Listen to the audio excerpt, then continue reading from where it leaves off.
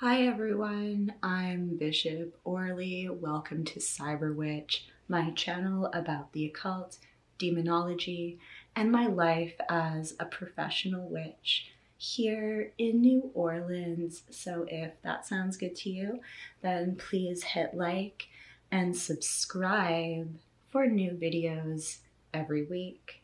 Today, I'm continuing with the things that y'all ask me about the very most, which is how do you know if your spells are working? What are the signs? How spells with demons realistically changed my life from having nothing to being able to live my dreams and work as an artist and help the world become a more magical place. I think it can be really hard for people to look at me and my life if this is the kind of thing that you are really interested in, and think it could be very difficult to get from the situation that you are in now to a situation like mine. And it was also something that I never sought out or chose to do. It is essentially what the universe pushed me into doing because people will keep coming to me to ask for help. And so I feel very compelled to share things with you and all my best secrets and tips from being so heavily involved in ceremonial magic for almost 20 years now at this point. So this is really essential for people who are getting started in magic or witchcraft, whatever you are doing, but also for people that have been practicing for some time, because very often we can be confused and not realize that there's something in our way, or that maybe you're not even noticing things. So it's important to really be aware of these signs. And I wanted to talk about how you don't need to worry about this idea of having it all when it comes to your life, and think about things in a more realistic way when structuring what you're doing in your witchcraft and the actual way that you approach doing spells so you can actually cause change. What happened to me is that I was able to actually change my entire life through doing magical spells from a point where I really truly had nothing. It was back in 2012, which for a lot of people thought that was going to be like, the apocalypse. Well, for me, it was like a personal apocalypse of like all the things that I was going through. And I'm not telling you about this because I want to have pity from people, but I think it's important to see where I'm coming from so you can understand the realistic process of growth through doing witchcraft and spells to know if what you're doing is actually working. Because as you can see, the things that I wanted, I have, and I'm so blessed and grateful for that. And I want to share this process with you and everything that I've come to understand about how it works. So if we can look at my life as an example of this. So it was 2012 and I was 21, and I was in a situation where I had nowhere to live because I was living out in the middle of nowhere, out in the countryside, in a relationship that I was in. And I left, and my mother had told me that I could come and stay at her house in her guest room. But after she talked to my stepdad about it, they didn't want me to do that because of, well, it never was actually explained to me, but it was pretty clear because we were all getting along before they had all seen like my satanic artwork in a very professional and fancy art exhibit that they wanted to go to look at the gallery of, and that they didn't want me to come to their house anymore after that. And so I had nowhere to go. And it was really hard for me because all I was able to have was just like the bags that I could carry. And I had to get on this bus. So to leave there, I had to get on this bus, and I just had like the bags I could carry because I was like, I need to get out of here. And the bus was a 3-hour bus ride. And I did spells to help protect me so I could like get out of that situation. And I was luckily able to be helped by a lot of my different friends going forward from there. And a huge aspect of this is like, just because you're doing a lot of magic doesn't mean that the spirits are just going to let you do whatever you want with your life. So you have to be really mindful of how you treat people and the importance of the relationships that we have with other people in our lives. Like if you are a good person and a kind person and a caring person and there for your friends and help them, then your friends, if they're good people, will be there to help you. And so I was really lucky that I was able to stay on my friends' couches for like, maybe it was about 2 months from one place to another until I was able to get a place to live and get a job. And so because I had not been in the city, I was like out in the countryside, and I came back to Toronto, and this is back when I lived in Toronto. So like in terms of having a plan to understand how much life changes when you just start doing spells to change your life. Like realistically, think about this. I went from, the story I'm telling you about is 10 years ago, and I used to live in Toronto, Canada. So it is a very big difference than living here in New Orleans, being a witch. It's very, very different. Toronto is a very accepting, open-minded place, but it's really not like in the culture to be like magical and spiritual, especially like in the punk scene and stuff, where I was often, people were not very spiritual. And so it's very different, and life changes, and it will put you in different surroundings when you start doing magic and give it time to work. And the thing that happens is people become very impatient. And so here's the idea of having it all that I was talking about, where I like to watch financial and business YouTube channels, and they talk about this idea of having it all on a channel I really like called The Financial Diet. And so the idea of having it all is this concept that because of the media and society, a lot of people, especially people that are like millennials like myself, we grew up in this idea where we're supposed to be able to have it all, which is all these aspects in life that are aspirational, and be able to like do all of those things. So to have a happy job that you like, to be able to have a good relationship, to be able to have a home, to be able to have,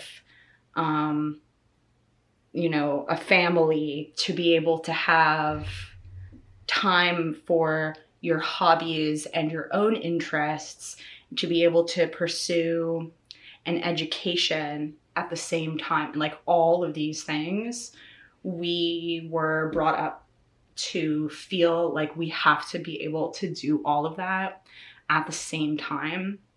And that equals like what's good. And that's simply unrealistic. And when you think about planning your life and trying to cause change in your life through working with the spirits, doing spells, all that kind of stuff, try to think of it and like break it down into different aspects like that, and approach things in that way where it's not all just like one thing where you're expecting your entire life is going to have every single one of those aspects.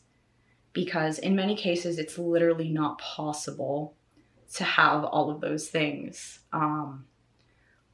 Like even in my own life, because of how much time I dedicate to doing really intense and often very, very scary spiritual work that in itself, like I wouldn't be able to have all of those things that normal people want. And that's fine, because I'm happy with my life. But there's a lot of pressures on people to try to have all those things, or like you feel bad if you don't and there's something wrong with you. And so that's the first step, is realizing that you can just pick like one of those things as the thing you really want, or maybe just a handful of them, and then focus what you're doing on that one thing at a time to help build up your life. So that is really important. And so to get into signs that the spells are actually going to work to cause change in your life, once you even know what it is that you're looking for, because I think it is important to address that. Like, sometimes people are asking spirits to help us, but we don't really know what it is that we actually want. And we don't know what to even look for, because we don't know what we want. We're just asking the spirits to generally help us in a vague sense, or with a very specific sense that might not actually work or be beneficial. So it's really important to think about all of these things as you're planning, if you really want to have realistic change. And so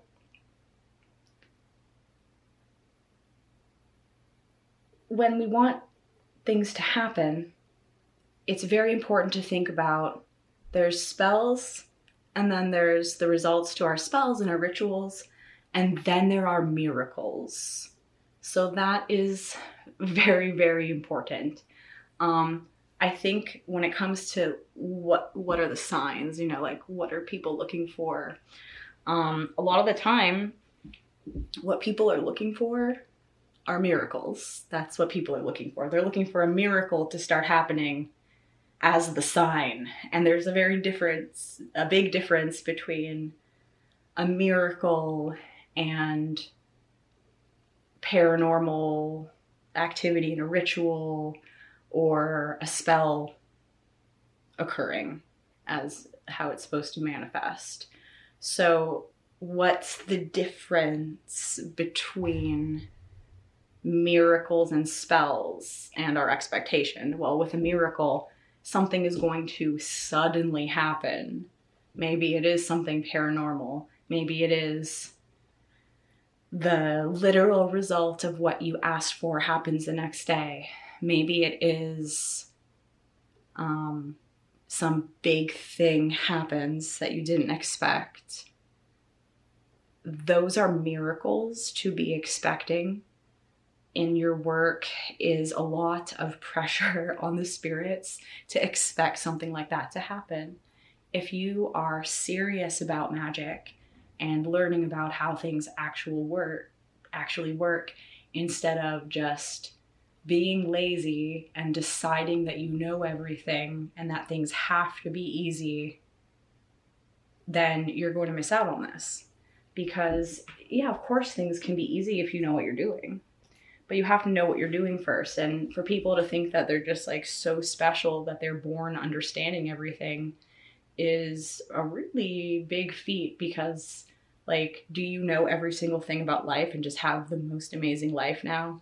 Probably not, right? Because you're spending your time watching videos on YouTube that are teaching you about how to get better at magic. So it's really important to really think about this, and that I'm genuinely here trying to help you with the things that I have spent so much time learning about and getting really fucked up from when I've made mistakes. And I don't want people to have to go through the things that I've had to go through. So expectations are, the spirits are going to be able to do everything in the perfect way at the perfect time. So when we're going into doing a spell, a ritual, no matter how long it is, no matter how simple it is, Maybe it's just some sort of prayer or something very, very easy to do. The idea behind it is you're helping to create that possibility through your mental mindset in the future and going into it with that expectation that it's possible for this to happen and that you're not expecting some sort of grand thing to occur to prove to you that it worked, because that's not how the spirits work. They will typically do things when we're not expecting it, for one, or in some other way that is far more profound than what you would have wanted anyway. And if you are expecting miracles to happen, then you should really focus on spending more time being open-minded to not having that happen and realizing that most things in magic will take time to occur. Lots of people like to come in the comments and say like, oh, everything always should happen fast. And like, it's truly bizarre to me that people do that, because I don't know why you're here like confusing people. It's not necessary. Like, just let people have the attitude of things will take however much time. The spirits have to weave things together. They have to make those dominoes fall. They have to make like one thing happen and then another thing happen. You can't just like wake up to a different life and like change yourself completely into a different reality in any kind of normal way that I would ever suggest to people. And so with that, you really need to be more patient when it comes to your expectations and not be just waiting for a miracle to happen to prove to you that your spell or ritual has worked. That's super essential to apply to your practice. Don't be expecting a miracle, because if you do, you're putting so much pressure on yourself and the spirits, and that's honestly quite disrespectful to the spirits to expect them to perform for you when you're already asking them to help you. So if you want some direct signs of something to know like you've made contact, you know, it is working, you can have those things. Just don't be expecting like some sort of huge fantastical miracle to appear. And miracles do happen, and like I said, they happen when we don't expect them to happen. I was with one of my wonderful friends not too long ago, and we were in the cemetery, and she was talking about some problems that she was going through, not even asking the spirits of the dead for help. But because it's a place that we go to and give love to the spirits there so much, the spirits heard, and the very next day made the things that were her troubles go away. And so that is a miracle, and miracles do happen, but they don't really happen when we're trying to force them to happen.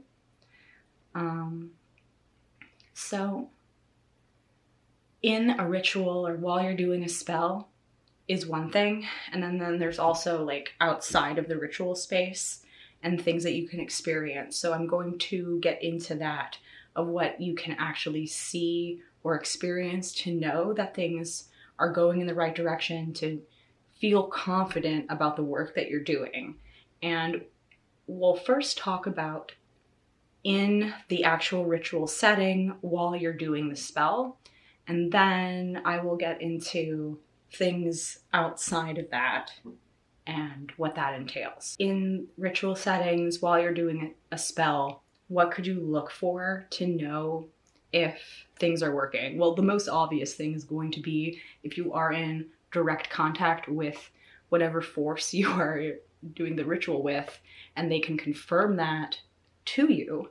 But that's not where everyone is at, because being in contact with the spirit in terms of seeing the spirit and experiencing spiritual contact and a spell working or not are actually two totally different things. You can have a successful spell without ever noticing the spirit is there. So that's really important, and something that confuses people quite a bit, because that's a separate skill for you to learn that you will develop over time. One of the best ways that I suggest to people is through using tarot cards in your rituals, and you can use the cards as a way to communicate with the spirits in your ritual. And that's something that I actually built into my tarot course. If you like my videos and would like even more professional style teaching from me, I have a very detailed tarot course that goes from beginner to advanced all in one course. It's quite long. There's a lot of information in it. And I created it specifically for people that want to learn how to read tarot with any tarot card deck, and how to work with the tarot cards in your spells and rituals, and to use them to help develop your psychic abilities in spirit communication. So if you want a message from the spirit in your rituals, you can put out some tarot cards at the point when you've conjured a spirit and get a message from them about what you're trying to ask for. So that's a more advanced way of doing things. Also, of course, in your mind space, right? But for people that really want to have some visceral thing to experience, your candles and your incense, or even if you have electronic devices, they could react to spirits by flickering, by turning off, by batteries draining. That's of course a sign that you have made contact. But really, like, if you are able to have incense smoke, that will very often react to the spirit. If you ask the spirit to appear in the smoke, that's a really great way. Or in fire, if you're able to have fire safely in a cauldron, or in your candles. If you look into pyromancy and look into different ways that candles burn and how that relates to the message from the spirit during your ritual. So a really simple way of doing this would be like, you do a ritual for a spirit and you ask it to help you with something. You don't see the spirit, but you have all the candles that you have for them. They all burned really intensely and perfectly and very powerfully. That would mean it's a good sign. It's most likely your spell is going to work. Now, of course, I'm going to say most likely because we can never truly know what's going to happen, but we have to put our reality into the direction of what we want, because there's always so many factors that can interfere with your work, because we don't act in a vacuum. We have the entire universe, and we don't always get to make the shots or decide what's best for us at every time, but we should try as witches. It's fine to try to help your life in these ways. So you could see, how did your candles burn? Did the incense burn well? Was it powerfully burning, intensely burning? Not in a way that's dangerous, but in a way where the flame is big, it was easy to light it, all that kind of stuff you could see as a sign that things are going well. And also, of course, sounds that you might hear. So this is also now bridging. We're bridging into outside of ritual space, so we can apply this to both. So sounds that you hear while you're in your ritual or after, or even just through your days.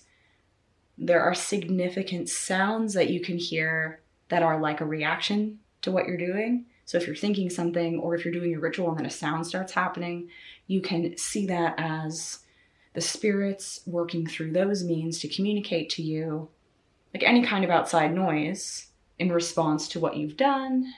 And then, of course, you can also see this just going through your days, like I mentioned. If you are thinking about something or saying something out loud that is significant, and the spirit realm will communicate to you through ordinary reality by these means. This is 100% one of like the biggest things that people don't pay attention to, but witches should. And of course, don't let that make you lose your mind. It needs to be in a way where it's actually leading to something that makes sense, that's helping you and making you feel better, making things better for you. That's how you know you're following things in a way that is helpful, because there's always going to be things that are not helpful. And I'll get into that in a second, but when I'm talking about sounds, there are, of course, sounds that are, maybe we could call them like sacred to witches, or what you would think of like birds, crows, dogs barking. I personally have one that is insects, and this is the other aspect of it too, where you will develop your own personal signs or sounds of things that are significant to you. So for me personally, I really love cicadas, and when I hear the cicadas screaming, it makes me feel really good, and I take that as a sign from the spirits with whatever is going on. But you'll develop your own things, and it doesn't have to be through nature directly. It can be through things that are human, it can be through electronics, it could be the sound of something that's like a song or a car. Whatever is significant to you or what you're doing that's noticeable, that's reality communicating back to you if you are paying attention to that. It could even be things that you see, like seeing certain animals, seeing a certain number of cars together, or whatever it is.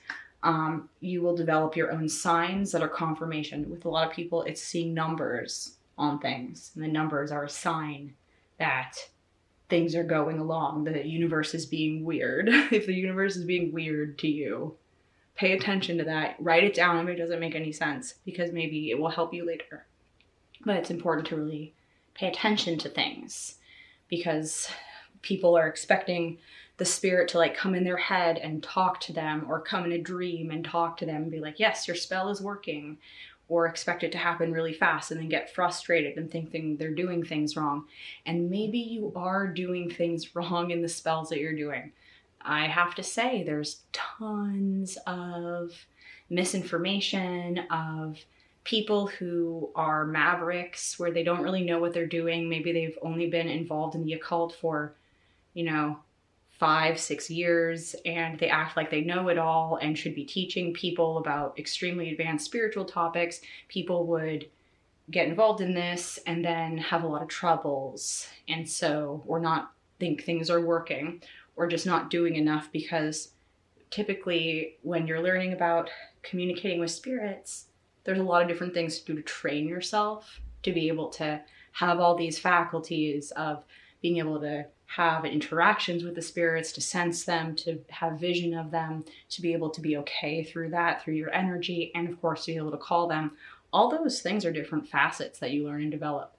And dreaming, of course, too. But people expect to be able to just have this happen, and that's unfortunately a lot of misinformation. And if you're born with amazing psychic and paranormal gifts, and you're not someone who is diagnosed with mental illness that is, as has been confirmed, that is not actually real, but maybe presenting as something paranormal, or you're not on substances that are making it so it seems like you're having paranormal experiences. There are some people that have these abilities, without having those things. And when you have those things, like, you have to be really careful, because those things will pretend to be spiritual experiences and you'll end up messing up your life. And that happens to a lot of people. And unfortunately, a lot of those people are online acting like they're teaching people, but they're really defaulting to either some mental faculty they have, where they have hallucinations of things that are not beneficial or helpful to them and have been medically diagnosed as such, or they are on substances that are causing them to have these hallucinations.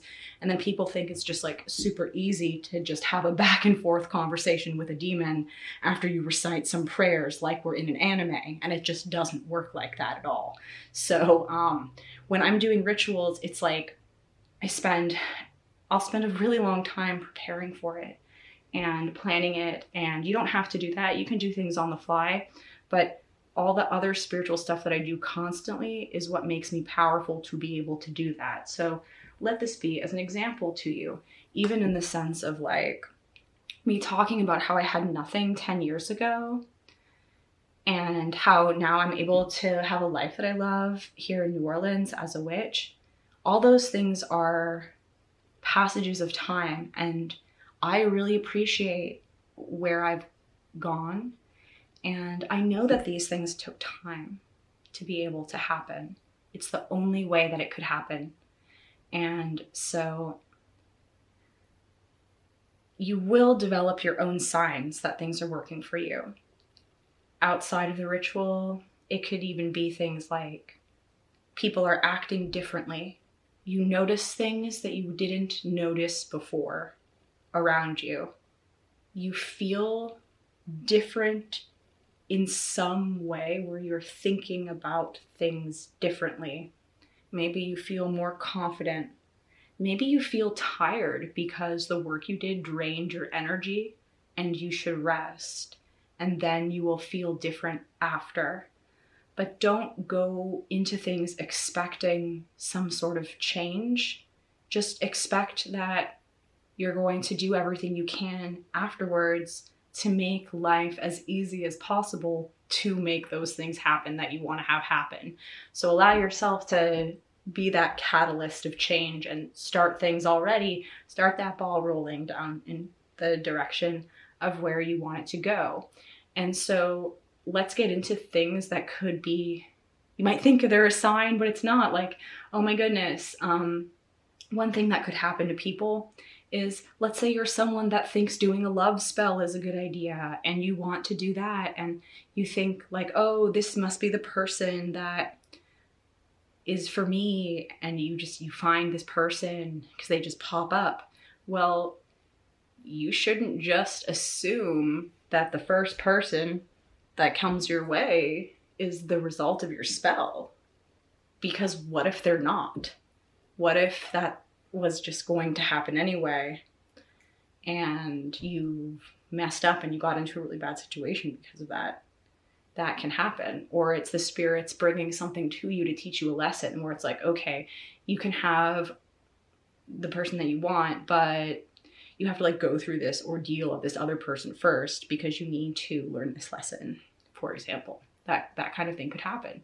So you really want to be careful about all the signs that you receive or things that you see happening to make sure that it actually is the direction of where you want it to go. So that's also where having other skills like working with the tarot are great, where you can check. Or simply call up the force that you were in contact with before and ask, is this what I wanted? Also, making the world in a way where you can actually have the things that are possible. If you're asking for things that are unrealistic, then you need to be asking for steps to make your life go in the way that you actually want it to go, instead of some sort of huge thing that you yourself don't even know how it could possibly happen. That's super, super essential. So you got to go into the world where this can be possible. When you see those things start to change, like maybe you start feeling a different way, like more motivated, or maybe opportunities start coming up, you definitely need to act on those signs. You need to be thankful to the spirits for giving you these signs as well. So you also need to think about, are you strong enough for this to actually happen? And have you made room for it in your life? Because often the signs you might receive are letting you know, like you need to go through some growth before this can happen. Or it could bring up troubles within you, within your heart, like from your past traumas or things that are inside of every single one of us that we have incarnated here to work through. And the more magic that you do, especially intense spiritual work, it's going to make these things come up and you have to face them. So maybe you have to go through that before your spell can manifest, because the spirits are like, hey, we're going to give you more than you asked for, because they usually will. They will give you more than just the simple thing, because you have to temper who you are. You have to take care of yourself. your mind and your physical body and be actually healthy in order to be okay going through intense rituals. It's just how it is. And so this is how I went from having nothing to exhibiting my art around the world, having all these things that were my dreams come true, and live a life with witchcraft. And so I started with the littlest steps of what I needed help with. The first thing was I needed a place to live. So I prayed to the dark goddess for help, especially Hecate, and set up a tiny little altar just on some things that I had in my bag, like a little space with like a rock, like the littlest thing. But for me, that was what I had. I didn't have a space. I didn't have a place to live. I was on someone's couch. This was 10 years ago. And the fact of how much my life has changed is insane. So starting with those little things, then my friends let me rent out a space in their house. And that was so awesome. And I lived with witches. And that was super important to helping my life grow in this way, was that I was able to connect with other witches and become friends with them. And once again, a huge aspect of this is thinking about the kind of person that you are and really doing that hard work of like trying to make yourself be as good of a person as you can so people can connect with you in these meaningful ways so you can grow and learn from one another. And so through working with these people, I was able to manifest so many things in my life.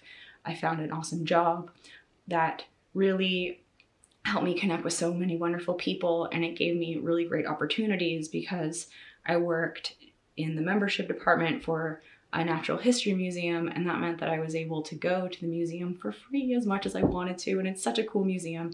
So I was able to go and hang out with like the mummies from Egypt and like all the different artifacts and dinosaurs and stuff whenever I wanted to. So that was extremely spiritually inspiring for me. And having those opportunities, it was like one little thing after another, one little drip in the bucket of change in life and approaching it in that way. So you have one thing, you get that, and then what's next? And so take it in that way where I wasn't asking for my entire life to change, but I was grateful for the little thing that I got. And I really put my whole heart into that and did my best. And that really made a big difference with the spirit saying, oh, she's grateful for what we've done. What can we do next to help extend our power through this individual into the world? And really think of it as such, like being the kind of person that is going to be strong. And that was also when I started working out too, and really working on taking care of my health, because that was very, very bad at that time. And I really changed myself so much. So that attitude of taking small steps, being grateful for the spirits for every little tiny thing, and just being open to change happening for however, as long as it needs to take for what you want to have happen to occur. You've got to let it take its sweet time. So wanting something to happen versus having the motivation to make it happen. That is my last note here for today's talk. And so what do I mean by that? Well, it's really easy for people to want something, but do you actually have what it takes to make that thing happen? Well, if you don't, and you know yourself better than me, why don't you ask the spirits to help you to be the kind of person that has the motivation to do what it takes? That is the idea behind invocation. In invocation, you are calling the spirit into yourself. It's not the same as possession. It's different. You're still in control of yourself. But the idea in invocation is you are calling their energy into you to make yourself more like them, to have the strength, to have the ambition, to have the bravery that you need to improve your life, and to take accountability for all the things that you do. And through that, you can really cause a tremendous amount of change. And just realize that all the things that are worth it do take a lot of time.